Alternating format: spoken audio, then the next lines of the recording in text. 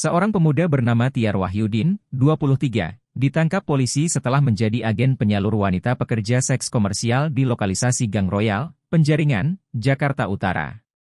Pria asal Lampung tersebut dalam 3 bulan belakangan sudah merekrut sedikitnya 30 perempuan muda untuk dijual ke kafe remang-remang di Gang Royal. Kapolsek Metro Penjaringan Kompol M. Bobi Danwardi mengatakan, penangkapan terhadap Tiar dilakukan setelah polisi menerima aduan lewat hotline 110 Mabes Polri yang diteruskan ke Mapolsek Metro Penjaringan. Pada Selasa, 15 Agustus 2023, lalu, ada seorang pria yang melaporkan telah kehilangan adik kandungnya yang ternyata dijadikan PSK di Gang Royal. Pelapor juga menerima informasi bahwa adiknya dikurung di dalam mes penampungan PSK Gang Royal di Jalan Tanah Pasir Dalam Raya, Penjaringan, Jakarta Utara.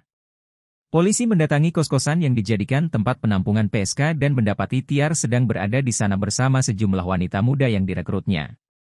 Polisi juga menginterogasi para wanita muda itu dan mereka mengakui bahwa selama ini dipekerjakan sebagai PSK di salah satu kafe, yakni Kafe Melati. Tiar tak bisa mengelak dan akhirnya mengungkapkan bahwa wanita-wanita itu hasil perekrutannya selama 3 bulan belakangan.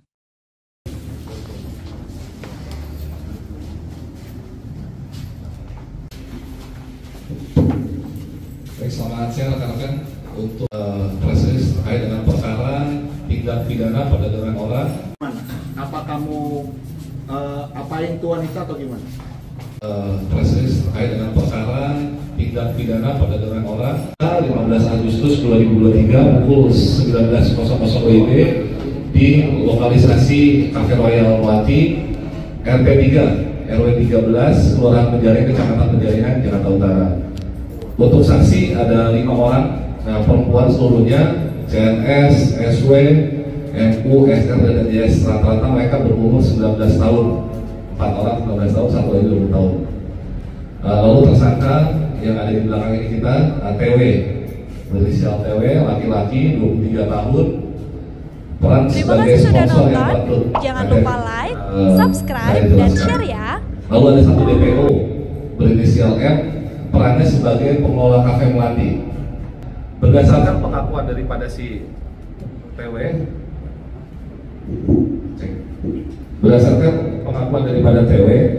si TW ini telah menjalankan bisnis haram ini selama 3 bulan. Yang mana peran si TW adalah merekrut para korban-korban wanita ini untuk dijadikan PSK. Hasil dari interogasi kita bahwa si TW ini mendapat keuntungan 1 sampai dengan 2 juta per orang dari wanita yang direkrut. Nah, keuntungannya didapat dari si M. M ini sementara masih DPO, kita terus lakukan pengembangan untuk bisa kita tangkap. Tersangka ini mendapatkan upah dari si M ini yang masih DPO. Lalu tersangka ini menggunakan sarana media sosial, baik Facebook maupun Instagram, untuk menawarkan para perempuan-perempuan ini untuk bekerja di Kafe Royal. Berarti dia diiming-imingin atau caranya mengalami itu dibilang mau dikerjakan di klinik atau gimana Pak Ustadz? Jadi kalau untuk khusus yang pelapor itu memang dia diiming-imingi kerja di klinik, bukan menjadi PSK. Namun mungkin ada beberapa yang langsung dan tertarik. Nanti kita bisa tanyakan kepada tersangka. Yang lain, rekan-rekan? Sejauh ini pelaku sudah berapa banyak direkrutnya? Ada sekitar 30 ya? Belum ya? 30. Apa daripada TW 30 lebih? 30-an. Gimana? Tadi selama 5 bulan. Selama 5 bulan. Jadi si TW ini ada 5 bulan. Jadi TW ini merekrut lalu diserahkan ke DPO M.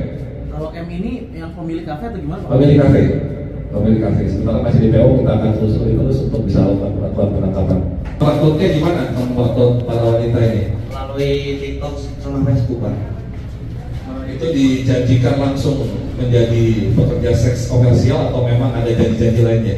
Itu langsung dijanjiin kerja seks. Jadi langsung ya rekan-rekan. Soalnya kan gini Pak, soalnya gini, kan saya kalau masalah rekrut itu kan saya jelasin sistem kerjanya sama itunya langsung. Ini kan kemarin kalau masalah yang laporan kemarin itu kan bawa orang bukan saya. Gitu. orang lain. Bukan bawaan dia. Kok sampai sekap? Kenapa disekap? Itu bukan disekap sih Pak, itu cuma laporan aja, laporan orang apa namanya anaknya mungkin tertekan atau gimana ya. Kalau sama saya kan di sini, kalau misalkan anak nggak betah atau gimana, belum apa ya baru datang, terus kita lobby lagi kan ya, gimana niat kerja apa nggak dek, untuk kerjanya kan kayak gini ya. Kalau misalkan adiknya minat ya nggak apa-apa, kalau misalkan adiknya nggak minat ya udah pulang gitu aja. Kebanyakan wanita ini dari mana? Kebanyakan sih dari Lampung, dari Jawa, langsung dari Pandeglang ada, Bandung juga ada. Rata-rata umurnya yang direkrut umur berapa? Kalau saya umur 18 ke atas sampai 25 tahun, wajib punya KTP. Saya nggak ngancam Pak, sumpah. Tapi Saya tanya sama anaknya yang dibawa sama saya. itu kamu keuntungan buat apa? Kalau keuntungan buat biaya operasional aja sih, buat apa ya, ongkos-ongkos travel gitu kan, buat Kebutuhan pribadi. kebutuhan Kebutuhan pribadi ada? Kebutuhan pribadi ada? Kebutuhan pribadi.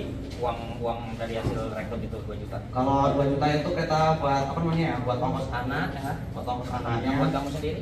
Kalau buat saya sendiri tuh nanti ada turangannya. Ada lagi. Ada, maksudnya ada turangan dari itu. Oh, ada hitung. Direkrut sama M gimana caranya waktu itu? Dia yang ngerekrut, jadi yang ngerekrut dia. Enggak, waktu dia diperkenalkan sama Oh, M. kenal sama M gimana? Kenal sama M sama Mas itu ya. Iya, Mas itu. Itu baru 3 bulan kemarin. 3 bulan. Bulan berapa itu? Bulan 5 atau bulan 4 itu? Janjian apa? Ya dijanjiin kerja lagi karena saya bingung cari kerja juga di kampung. Kampungnya mana? Saya Lampung Selatan. Cukup. Ya kamu kan rekrut wanita nih. Terus habis itu kamu apain ke wanita itu? Nggak saya apa-apain, langsung saya apa namanya berangkatin di mes. Terima kasih sudah nonton. Jangan lupa like, subscribe, dan share ya.